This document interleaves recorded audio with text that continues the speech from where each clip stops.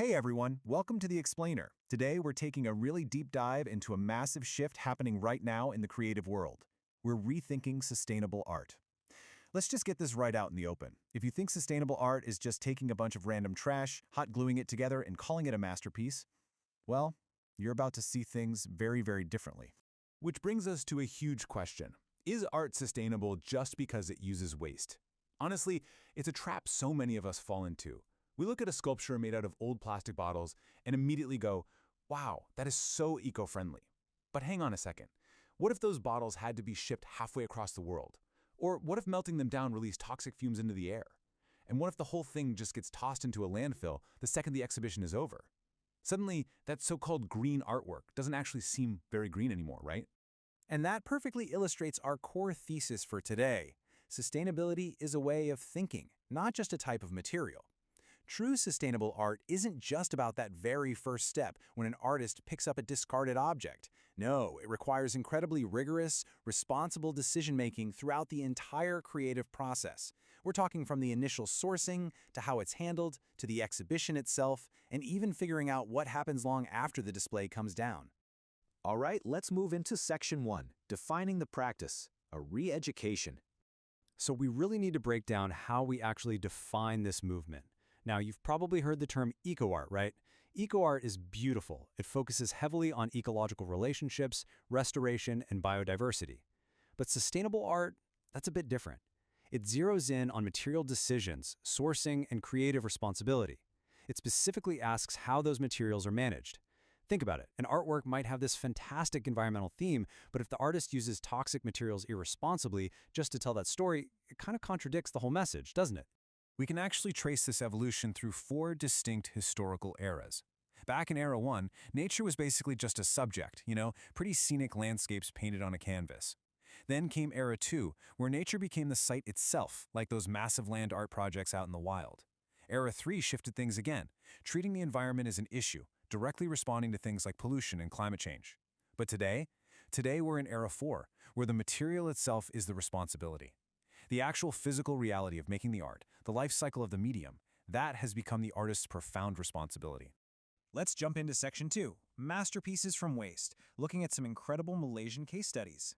To really wrap our heads around this fourth era, we absolutely have to look at some real-world examples. Take the striking piece Climate Change is Real by Norwegian Firdaus.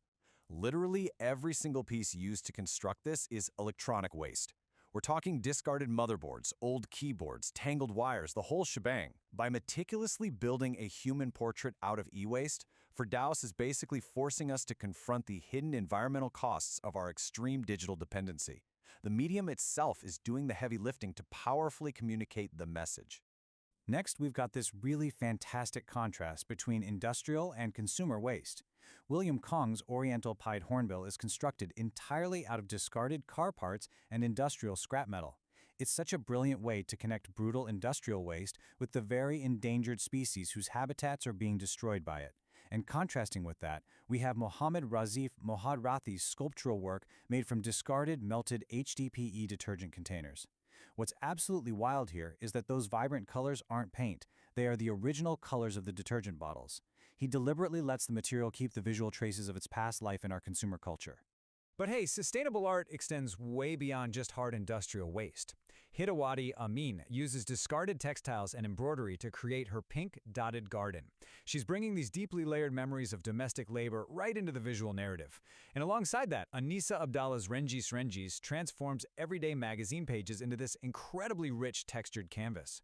These are familiar everyday materials we totally overlook, but in this context, they carry these rich traces of human memory and domestic life. All right, moving right along to Section 3, Beyond Just Waste, the Material Framework. Sustainable artists actually have a massive, diverse palette to choose from. We've got organic and nature-based materials, man-made consumer waste, construction residue, found objects, upcycled materials, recycled materials, and even temporary natural materials. But notice the catch here? Each of these categories opens up totally unique possibilities, but they also hide some serious risks. Organic materials, they might grow fungus. Construction residue could literally be harboring termites.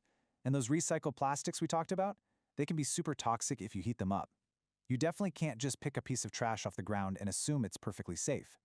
And that brings us to an absolutely crucial concept for this explainer: place-based material thinking. Simply put, this means deliberately choosing materials that are deeply connected to the specific environment, industry, and community of a local area. For example, over in Sarawak, artists might use discarded sago waste. It's not just random organic matter.